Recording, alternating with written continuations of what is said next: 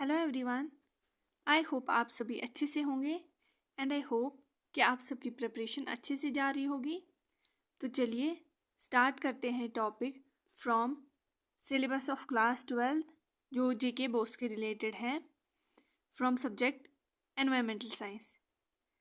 इसमें मैंने first 5 units already upload किए हुए हैं और प्लेलिस्ट बनाया हुआ है मैंने आप सबकी आसानी के लिए, नेमली एनवायरमेंटल साइंस जीके बोस। तो चलिए 6th यूनिट स्टार्ट करते हैं एनवायरमेंटल सिलेबस का, जो कि 12th क्लास के रिलेटेड है। That is ozone layer depletion, causes, impacts and global efforts for control, जिसमें हमारा स्पेसिफिक दिया गया है मॉन्ट्रियल प्रोटोकॉल। ठीक, तो यहाँ पे मैं आपको पहले समझा देती हूँ। एटमॉस्फेयर की कुछ लेयर्स होती हैं। अर्थ के बाहर एटमॉस्फेयर है, उसमें कुछ लेयर्स होती है। ठीक है, फर्स्ट है ट्रोपोस्फेयर, ये ट्रोपोस्फेयर है, इसके लेयर इर्द गिर्द। फिर है स्ट्रेटोस्फेयर, ये सेकेंड लेयर है। ठीक है, सेकेंड लेयर है। तो इसमें क्या होता है, इसमें एक लेयर बनी हुई है। इस स्ट्रेटोस्फेयर में एक लेयर बनी हुई है जिसको ओजोन लेयर बोला जाता है, जो कि ओजोन से बनी होती है, O3 से बनी होती है। ठीक है, O3 से बनी होती है। इसका मकसद है कुछ, वो क्या है देख लेते हैं। ये मान लीजिए सन है, इससे कुछ रेज आती है। ठीक, हार्मफुल है, जो यूवी रेज, अल्ट्रावायोलेट रेज है ये अगर इधर अर्थ पे पड़ेंगी, जहाँ पे इंसान रहते हैं, जहाँ पे डिफरेंट प्लांटेशन रहती है, तो ये क्या करेगी, इनको डैमेज करेगी। ठीक है, डैमेज करेगी। इंसानों में स्किन जो है, स्किन कैंसर हो सकता है, डिफरेंट कैटरैक्ट वगैरह हो सकता है, आंखों को इफेक्ट पड़ सकता है अगर ये यूवी रेज अर्थ पे पड़ी। ठीक, तो इसके लिए एक प्रोटेक्टिव लेयर है इन स्ट्रेटोस्फेयर। ठीक है, आपको ऑब्जेक्टिव टाइप भी आ सकता है मे बी, या लॉन्ग आंसर में भी आ सकता है, लॉन्ग क्वेश्चन में भी। लेकिन ऑब्जेक्टिव 1 मार्क का क्वेश्चन जो है उसमें आ सकता है कि ओजोन लेयर जो है ये एज अ प्रोटेक्टिव लेयर किस एटमॉस्फेयर के किस पार्ट में है, किस लेयर में है। तो आंसर जो है वो क्या है, स्ट्रेटोस्फेयर। तो यहाँ पे ये ओजोन लेयर क्या करती है, इसको डिफ्लेक्ट करती है, बैक वापस भेजती है, इसको अर्थ पे पड़ने नहीं देती। तो यहाँ पे ये प्रोटेक्टिव लेयर एक्ट करती है। ठीक, लेकिन अब क्या हुआ है कि इंसानों ने कुछ ऐसे गैसेस बनाए हुए हैं अपने अपने फ़ायदे के लिए। कुछ चीज़ें ऐसी बनाई हैं, लाइक रेफ्रिजरेटर हो गया, जो हमारे घरों में फ्रिज है, एसीज है, एयर कंडीशनर्स है, तो वो अपनी सुविधा के लिए बनाए हैं, लेकिन वहाँ से कुछ हार्मफुल गैसेस निकलती है। ठीक है, हार्मफुल गैसेस निकलती है, क्लोरोफ्लोरोकार्बन्स निकलती है, CFCs। ठीक है, क्लोरोफ्लोरोकार्बन्स निकलते हैं, या कुछ और गैसेस भी निकलते हैं, जो क्या करते हैं, जब वो यहाँ पहुँचते हैं, इनमें कुछ गैसेस में क्लोरीन होता है, कुछ में ब्रोमीन होता है। ये दो जो है ये मेन एजेंट्स होते हैं। जैसे इसमें क्लोरीन है, ये जब यहाँ जाते हैं ये इस लेयर को डिप्लीट करते हैं, थिन करते हैं। ठीक, थिन करते हैं, वो थिनिंग को क्या बोलते हैं हम, ओजोन होल हो जाता है इस लेयर में। तो क्या होता है कि ये जो रेज है, ये जो हार्मफुल रेज है जो सन से आती है, ये अर्थ पे पड़ती है, जिससे क्या होता है, जो हमारी प्लांटेशन है वो ख़राब होती हैं जिधर ये पड़े। या ह्यूमंस पे डिजीज़ डिफरेंट होते हैं, डिफरेंट प्रॉब्लम्स होती हैं ह्यूमंस की। या अगर हम देखें मोनूमेंट्स में भी बहुत सारे नेगेटिव इफेक्ट्स पड़ते हैं, जो कि ब्यूटीफुल मोनूमेंट्स हैं हमारी इंडिया में ही। अगर एग्जाम्पल है ताजमहल है, उसकी जो वाइट कोटिंग है उस पर ये बहुत नेगेटिव इम्पैक्ट करता है। ठीक है, तो ये हम आगे देखेंगे क्या क्या होता है इससे। तो अब इसमें दिया गया है कि इंटरनेशनल लेवल पे डिफरेंट कंट्रीज़ ने क्या एक ऐसा यूनिटी स्टेप लिया जिससे हम इस ओजोन लेयर को डिप्लीट होने से बचा सकते हैं। ठीक है, तो कुछ है इसमें, मेन है मॉन्ट्रियल प्रोटोकॉल। इसमें डिफरेंट कंट्रीज़ ने मीटअप किया था और इस ओजोन लेयर को बचाने के लिए कुछ स्टेप्स लिए थे। ये मैंने नटशल में आपको बोला कि ये ओवरऑल है इस टॉपिक में। अब हम आगे, आप सबने बोला था कि नोट्स चाहिए, नोट्स चाहिए। नोट्स मैंने अच्छे से लिखे थे, तो उसमें क्या है कि मैंने कुछ पॉइंट्स लिखे थे, टर्म्स लिखे थे, तो वो आप सबको उससे आपने कमेंट्स में बोला कि हेल्प होती है। तो यहाँ पे मैंने आप सबके लिए ही अच्छे से नोट्स बनाए जो हम आगे पढ़ेंगे। तो क्या बोलते हैं यहाँ पे कि ओजोन लेयर क्या है, ये स्ट्रेटोस्फेयर में प्रेजेंट है, जैसे मैंने पहले भी बोला। ये एब्जॉर्ब करती है 97 to 99% ऑफ यूवी रेडिएशंस। ठीक है, कहाँ पे, स्ट्रेटोस्फेयर में। तो कुछ साल बाद क्या किया साइंटिस्ट जो है उन्होंने डिस्कवर किया एक होल। किस एरिया में? एंटार्क्टिका में। जो हमारे अर्थ का एक पार्ट है एंटार्क्टिका, वहाँ पे उन्होंने देखा कि होल हो रहा है, मीन्स की थिनिंग हो रही है, पतला हो रहा है ये ओजोन लेयर। तो रीजंस देखे गए साइंटिस्ट्स के द्वारा, रीजंस देखे गए मतलब कि क्यों हो रहा है ये चीज़। ठीक, ये इसलिए कंसर्न में आ गया क्योंकि इसके बहुत नेगेटिव इम्पैक्ट है, जैसे मैंने पहले भी बोला क्या क्या हो सकता है। तो रीजंस देखे गए, क्लोरोफ्लोरोकार्बन्स की वजह से हो रहा है, कार्बन टेट्राक्लोराइड की वजह से हो रहा है, मिथाइल ब्रोमाइड की वजह से हो रहा है। जैसे मैंने बोला कि ब्रोमाइड जो है, ब्रोमीन जो है, ये ओजोन लेयर की थिनिंग करता है बाय रिएक्टिंग विद ओजोन। ठीक, हाइड्रोक्लोरोफ्लोरोकार्बन्स जो है ये भी इसकी थिनिंग करते हैं ओजोन लेयर की। अब हम देख लेते हैं ओजोन लेयर डिप्लीशन क्या होता है। ठीक, डेफिनेशन जो आप एग्जाम में लिखेंगे और उसके अलावा जो मैंने बोला अगर आप अपनी वर्डिंग में भी लिखेंगे वो भी अच्छा रहता है। Ozone layer depletion is the gradual thinning, means कि धीरे धीरे थिनिंग होती है। ठीक, डिप्लीशन मतलब थिनिंग होती है ओजोन लेयर की of the earth's ozone layer in the upper atmosphere caused due to the release of chemical compounds containing gases bromine and chlorine from industries और other human activities। ठीक है, different industries से निकलते हैं या human activities की वजह से निकलते हैं। ऐसा देखा गया है एक क्लोरीन कितने मॉलिक्यूल्स ऑफ ओजोन को डिस्ट्रॉय कर सकता है? इतने मॉलिक्यूल्स को। ठीक है, ठीक, 1 लाख मॉलिक्यूल्स को एक क्लोरीन डिस्ट्रॉय कर सकता है। It is destroyed more quickly than it is created, मतलब कि ये जो ओजोन है ये डिस्ट्रॉय जल्दी करा जाता है, ये बन सकता है वापस, लेकिन इसको टाइम लगता है, उससे पहले ही ये डिस्ट्रॉय हो जाते हैं इसके बाकी मॉलिक्यूल्स। ठीक है, some compounds release chlorine and bromine on exposure to high UV lights which then contribute to ozone layer depletion. Such compounds are known as ozone depleting substances. ये बहुत इंपॉर्टेंट है, ये आप याद रखिएगा। ये क्या बोलते हैं कि कुछ कंपाउंड्स ऐसे होते हैं लाइक क्लोरीन हो गया या ब्रोमीन हो गया, ये जब इन पे हाई यूवी लाइट पड़ती है तो ये क्या करते हैं? ओजोन लेयर को डिप्लीट करते हैं। ठीक है, ये ओजोन लेयर को डिप्लीट करते हैं जब ये स्ट्रेटोस्फेयर में जाते हैं। तो इनको क्या, ऐसी चीज़ों को, ऐसे गैस सब्सटेंसेस को हम क्या बोलते हैं? Ozone depleting substances. Simple words में हम बोलेंगे कि जो ओजोन लेयर की डिप्लीशन करते हैं, जो ओजोन लेयर लाइक क्लोरीन हो गया, ब्रोमीन हो गया, इनको हम बोलेंगे ozone depleting substances. The ODS means ozone depleting substances that contain chlorine including CFC। ऐसे ODS जिनमें क्लोरीन है उनमें कौन कौन आते हैं? Like chlorofluorocarbons, carbon tetrachlorides, hydrochlorofluorocarbons and methyl chloroform. ये आप देख सकते हैं, इनमें क्लोरीन ही है। ठीक है, इसमें भी है, इसमें भी है। द ओजोन डिप्लीटिंग सब्सटेंस जिनमें यहाँ पे बताया गया है कि वो सब्सटेंसेस जिनमें क्लोरीन है, ओजोन डिप्लीटिंग सब्सटेंसेस जिनमें क्लोरीन है, उनमें कौन कौन से आते हैं? CFC, tetra chloride, hydrochlorofluorocarbons, methyl chloroform. और जिन सब्सटेंसेस ODS में ब्रोमीन है उनमें कौन कौन आते हैं? हेलॉन्स, मिथाइल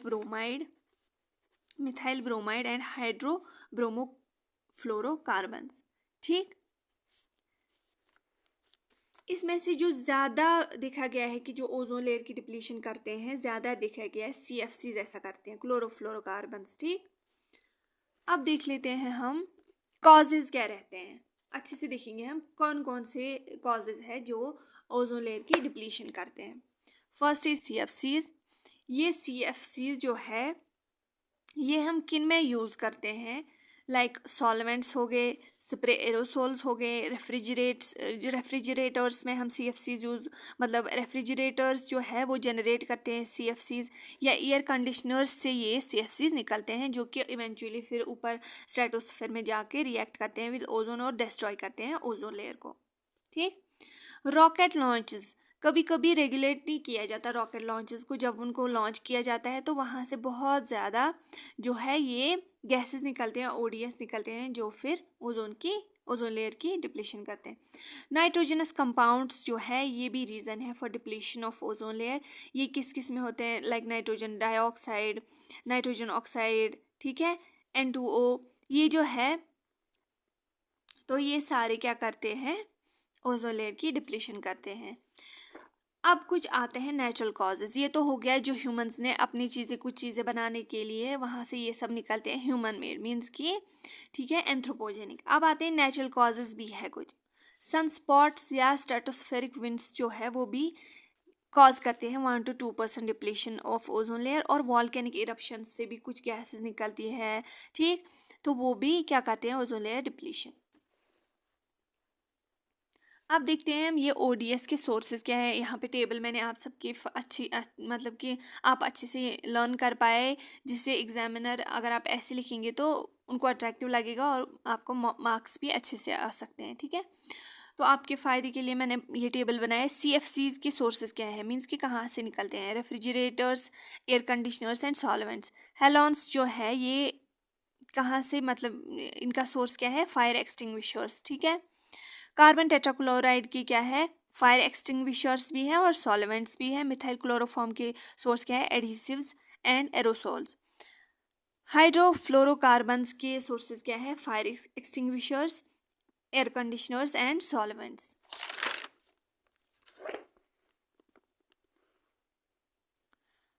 अब हम देख लेते हैं इम्पैक्ट्स क्या रहेंगे ह्यूमंस पे। जो मैंने आपको पहले ही बोला वो अब इधर मैंने अच्छे से नोट्स बनाए हैं आप सबके लिए। Effects on human health, humans की हेल्थ पे इफेक्ट पड़ेगा अगर ओजोन लेयर की डिप्लीशन हुई या थिनिंग हुई। फर्स्ट इज स्किन डिजीज होगी ह्यूमंस में अगर वो यूवी रेडिएशन के एक्सपोजर में आ गए। कैंसर हो सकता है, सनबर्न्स हो सकते हैं, कैटरैक्ट, आंखों पे असर पड़ सकता है इंसानों के। और वो उनकी एजिंग, वो बूढ़े हो जाएंगे, जल्दी जल्दी ओल्ड हो जाएंगे, ठीक। वीक इम्यून सिस्टम हो जाएगा जो भी इसके एक्सपोजर में आएंगे। ह्यूमंस पे भी असर पड़ेगा, इफेक्ट ऑन एनिमल्स पे भी इफेक्ट होगा इसका। कैसे, उनकी स्किन भी, उनकी भी स्किन जो है उस पर इफेक्ट पड़ेगा और आई कैंसर भी हो सकता है। फिर है इफेक्ट ऑन एनवायरनमेंट।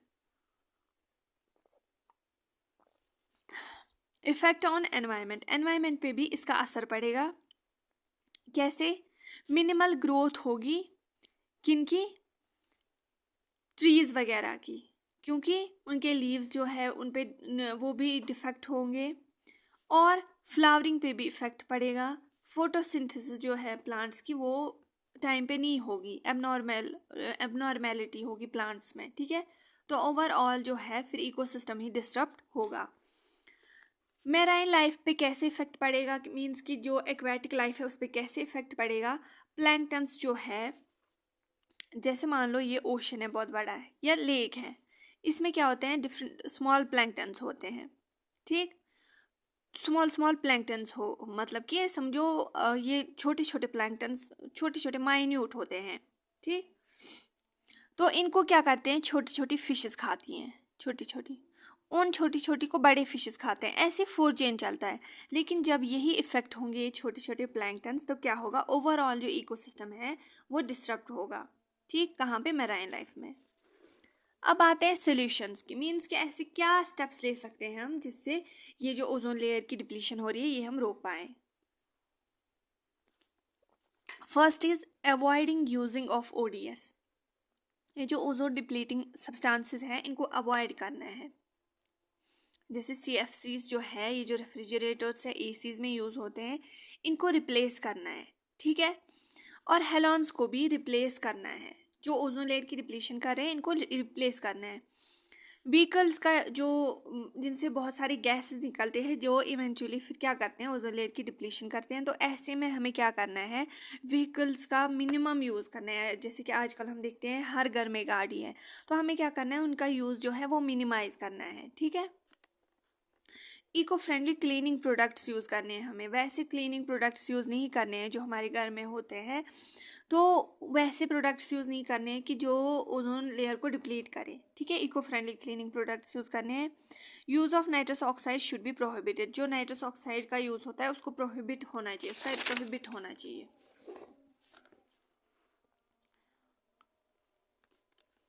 अब हमारा जो इसमें टॉपिक है वो है मॉन्ट्रियल प्रोटोकॉल, जो कि 1987 में आया था। ये एक इंटरनेशनल ट्रीटी है, मीन्स कि इसमें डिफरेंट जो कंट्रीज़ है उन्होंने पार्टिसिपेट किया था। इसका नाम दिया था मॉन्ट्रियल प्रोटोकॉल। इसका मकसद क्या था कि ऐसे सब्सटेंसेस जो ओडीएस है उनको फेज आउट करना, जो ओजोन लेयर की डिप्लीशन कर रहे हैं, ऐसे सब्सटेंसेस की फेज आउट करना, मीन्स कि उनका यूज़ ही नहीं करना या उनके ऑल्टरनेटिव्स ढूंढना, ठीक है। ये फाइनलाइज कब हुआ था? 1987 में, ठीक। Global agreement to protect the stratosphere spheric ozone layer by phasing out the products of and consumption of ozone depleting substances. इसका मकसद क्या था ग्लोबल लेवल पे कि हम स्ट्रेटोस्फेयर में जो ओजोन लेयर है उसको प्रोटेक्ट करें। उसको हम प्रोटेक्ट कैसे कर सकते हैं? जब हम इन प्रोडक्ट जो ओडीएस है इनको फेज आउट करेंगे, इनकी प्रोडक्शन ना होने दें और ना ही इनकी कंजम्पशन होने दें, ठीक है। जैसे रेफ्रिजरेटर्स में ये यूज़ होता था, एयर कंडीशनर्स या फायर एक्सटिंग्विशर्स या एरोसॉल्स में यूज़ होता था, वहाँ पे इनको फेज आउट करना, ठीक है। इनको प्रोड्यूस ही नहीं होने देना, ठीक है, इनके ऑल्टरनेटिव्स ढूंढना। मॉन्ट्रियल प्रोटोकॉल एक इनोवेटिव स्टेप रहा और सक्सेसफुल रहा। First treaty to achieve universal ratification by all countries in the world, means कि ये एक ऐसी ट्रीटी थी पहली जिसने बात की किसकी? ओजोन लेयर को बचाने की। Phasing out the production of numerous substances that are responsible for ozone layer depletion, ये मैंने पहले ही बताया कि क्या मकसद था इसका। 16 सितंबर जो है स्पेसिफिक अगर हम देखिए तो 16 सितंबर 1987 में आया था। मतलब कि इसकी बुनियाद रखी गई थी 1987 में, लेकिन लागू जो ग्राउंड लेवल पे लागू करने की बात करी गई वो कब करी गई? 1 जनवरी 1989। मीन्स कि बनाया तो गया इस दिन, लेकिन फिर लागू करने के लिए भी इसके लिए प्रॉपर स्ट्रेटजी चाहिए। तो कब किया गया फिर ये फोर्स? 1 जनवरी 1989। Man made ozone depleting substances, ये मैं एडिशनल पॉइंट्स ऐड कर रही हूँ ताकि आप एग्जाम में अच्छे से लिख के आए। मैन मेड में आते हैं CFCs, HFCs hydrochlorocarbons, fluorocarbons, hydrobromofluorocarbons, methyl chloroform, halons, methyl bromide, carbon tetrachloride, ठीक है। तो इनमें अगर देखा आपने, इनमें क्लोरीन और ब्रोमीन ज़्यादा है, और ज़्यादा क्या है? क्लोरीन, वो बहुत ज़्यादा जो है ओजोन लेयर की डिप्लीशन में, मतलब उसका बहुत ज़्यादा रोल है। फिर से मैंने यहाँ पे लिखा है रेफ्रिजरेटर्स में यूज़ होता है। तो ये जो HFC है हाइड्रोक्लोरोफ्लोरोकार्बन्स, ये क्या किया गया था? जब मॉन्ट्रियल प्रोटोकॉल में बताया गया कि हम ये जो CFCs हैं इनको फेज आउट करेंगे ताकि ओजोन लेयर की डिप्लीशन ना हो, तो फिर क्या किया गया था? हाइड्रोक्लोरोफ्लोरोकार्बन्स को यूज़ किया गया था। ये भी डैमेज करता है, बट ये लेस डैमेज करता है as compare to chlorofluorocarbons. Halons fire extinguisher से निकालते हैं। Methyl bromide used in agricultural sector to fumigate soil pesticide, ये जो मिथाइल ब्रोमाइड है ये भी ओजोन लेयर की डिप्लीशन करता है। ये कहाँ पे यूज़ होता है? एग्रीकल्चरल सेक्टर्स में, ठीक। इसको किस लिए यूज़ करते हैं एग्रीकल्चर सेक्टर में? ताकि जो पेस्टिसाइड्स हैं उनको फ्यूमिगेट किया जाए, मीन्स कि माइक्रो ऑर्गेनिजम्स जो है वो जो क्रॉप्स को डैमेज करते हैं उसके लिए क्या किया जाता है? उस एरिया को पूरा मतलब कि धुआं जैसा उस एरिया में देते हैं ताकि ये जो हार्मफुल माइक्रो ऑर्गेनिजम्स हैं ये मर जाएं, ठीक है। तो उसको बोलते हैं फ्यूमिगेट सॉइल, मीन्स कि पूरे एरिया में उधर धुआं दिया जाता है ताकि इन हार्मफुल माइक्रो ऑर्गेनिजम्स को क्या किया जाए? मार दिया जाए। तो उसके लिए मिथाइल ब्रोमाइड यूज़ किया जाता है, लेकिन ये क्या करता है? ओजोन लेयर की डिप्लीशन करता है, ठीक। मिथाइल क्लोरोफॉर्म किस में यूज़ किया जाता है? जो फ्लोर्स में पॉलिशेस करते हैं, रेजिन्स बनाने में इसको यूज़ किया जाता है। एडहेसिव्स या फैट्स, ऑयल्स या रबर में ये यूज़ होता है, ठीक। लेकिन ये क्या करता है? ये ओजोन लेयर की डिप्लीशन करता है। ये मेरे यहाँ पे लिखा हुआ है कि स्पेसिफिक जो ODS है उनके स्पेसिफिक सोर्सेज बोले हैं यहाँ पे मैंने अच्छे से, ठीक। कार्बन टेट्राक्लोराइड कहाँ पे यूज़ होता है? क्लीनिंग एजेंट्स में एज क्लीनिंग एजेंट होता है use in dry cleaning industries. तो मॉन्ट्रियल प्रोटोकॉल का ऑब्जेक्टिव क्या था फाइनली? CFCs को बिल्कुल ही फेज आउट करना और इसके बदले HFCs यूज़ करना, हाइड्रोफ्लोरोकार्बन। ठीक। और क्या ऑब्जेक्टिव था इसका? प्रोडक्शन जो है या इंपोर्ट जो होते हैं ये OTS, तो उनको रोकना। ठीक, ताकि हम एटमॉस्फेयर में स्ट्रेटोस्फेरिक लेयर को, जहाँ पे ओजोन लेयर है, उसको प्रोटेक्ट कर सकें। ठीक, तो ये था आज का हमारा topic regarding ozone layer depression and Montreal protocol. अगर आप सबको ये वीडियो अच्छा लगा तो then I request you all कि आप इस वीडियो को लाइक करें, शेयर करें ज़्यादा से ज़्यादा, और सब्सक्राइब करें एंड कमेंट करें इन अ पॉजिटिव वे। आप सबने कमेंट्स में ये बहुत मेंशन किया था कि 5th एंड 6th यूनिट आप पढ़ाएं, हमारे एग्ज़ाम है, तो ये सब आपके लिए मैंने प्रिपेयर किया अभी। तो आप इसको ज़्यादा से ज़्यादा शेयर करें एंड दुआ करें मेरे लिए। तो thank you so much for watching this video and all the best for your exams.